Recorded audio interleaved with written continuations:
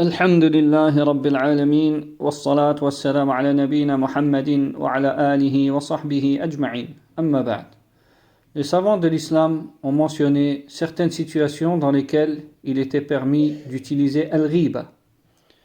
Le cheikh Abdessalam al-Suhaimi a mentionné dans l'explication de son ouvrage Kun Salafiyan ala al-Jaddah les situations pour lesquelles al-ghiba est permise. Il convient dans un premier temps de définir ce qui est voulu par le terme al-ghiba. Le prophète sallallahu alayhi wa sallam l'a défini dans le hadith en disant dhikru akhak bima yakrah, ce qui signifie mentionner ton frère par ce qu'il déteste. Le cheikh Abdessalam al-Suhaimi hafidahullah a donc cité une parole de l'imam al-Nawawi issue de son célèbre ouvrage Riyad al-Salihin, puis il l'a commentée.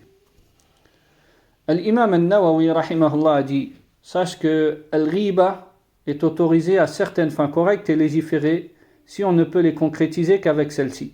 Et cela concerne 6 domaines. Le premier, celui qui a subi une injustice.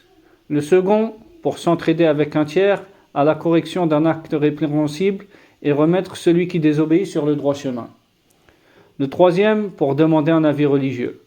Le quatrième, pour mettre en garde les musulmans contre un mal et les conseiller. Le cinquième, envers celui qui pratique ouvertement les péchés et l'innovation. Le sixième, pour reconnaître une personne si elle est connue par un surnom, comme l'aveugle, le boiteux, le sourd. Il est permis alors de le désigner par cela. Puis il dit, ce sont donc les 6 situations mentionnées par les savants, et ils s'accordent sur la majorité d'entre elles, et leur preuve réside dans les hadiths authentiques connus. Le cheikh Abdessalam al-Suhaimi hafidahullah a ensuite expliqué ces différents points. Le premier, celui qui a subi une injustice. Quelqu'un a subi une injustice d'une personne ou plusieurs. Il a alors informé le détenteur de l'autorité de cette injustice. Il va mentionner ce qu'il y a à l'encontre de ceux qui ont commis l'injustice. Ils ont fait ceci ou cela, ils ont dit ceci ou cela. Ce type de riba est autorisé, car celui qui a subi l'injustice ne peut obtenir son droit si ce n'est de cette manière-là. Le second point, pour s'entraider avec un tiers à la correction d'un acte répréhensible et remettre celui qui désobéit sur le droit chemin. Quelqu'un a vu une personne ou un groupe dans la désobéissance, mais il ne peut réprimander cela tout seul. Il est donc allé vers une tierce personne ou un groupe et il a dit: j'ai vu un tel ou tel groupe commettre cet acte répréhensible qui contredit la législation d'Allah Azza wa Jal. Je veux que vous m'aidiez à les réprimander pour cet acte blâmable. Dans ce cas, al-ghiba lui est permis, en mentionnant ce qu'ils ont de mauvais, car cela fait partie de l'entraide dans la bienfaisance et la crainte d'Allah Azza wa Jal. Troisième point, pour demander un avis religieux. Comme Hind, lorsqu'elle a interrogé le prophète sallallahu alayhi wa sallam concernant Abu Sufyan. Elle mentionna qu'il ne lui donnait pas ce qui lui suffisait à elle et son fils. Le prophète sallallahu alayhi wa sallam a alors dit: prends ce qui te suffit à toi et ton fils de manière convenable. Donc si une femme se rend chez le mufti et l'interroge sur ce genre d'affaires, ou un homme qui veut divorcer de sa femme, il va alors mentionner au juge les raisons pour lesquelles il veut le divorce. Dans ces situations, il est permis d'utiliser al-ghiba, car on ne peut obtenir notre droit qu'avec celle-ci.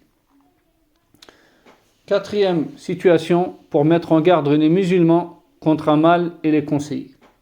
Si l'on voit une personne qui comporte un grand danger parmi les partisans de l'innovation infiltrés au sein des musulmans, ou parmi les gens de l'hypocrisie voulant ruser contre les musulmans, et que l'on a mis en garde contre cette personne, même de manière nominative, dans ce cas-là, mentionner cette personne ne rentre pas dans al-ghiba, ou si cela rentre dedans, cela fait partie des situations qui constituent une exception.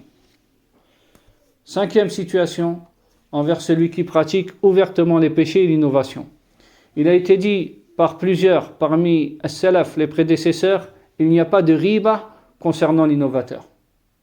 Si celui-ci montre ouvertement son innovation devant les gens et qu'il y appelle, ou celui qui pratique la perversion et la désobéissance ouvertement devant les gens, il est alors obligatoire de mettre en garde contre ce genre de personnes. Et on ne se tait pas à leur sujet. Et si c'est nécessaire, on les mentionne par leur nom, car il y a dans le fait de le mentionner un intérêt pour l'ensemble des musulmans.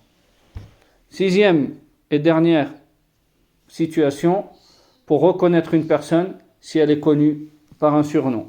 Mentionner par un surnom pour que l'on reconnaisse la personne, car si on ne le mentionne pas, alors la personne ne sera pas reconnue. Voici donc les situations dans lesquelles il est permis d'utiliser al-ghiba. Barakallahu fikum. Subhanakallahumma wa bihamdik. Ashhadu an la ilaha illa ant. Astaghfiruka wa atubu ilayk.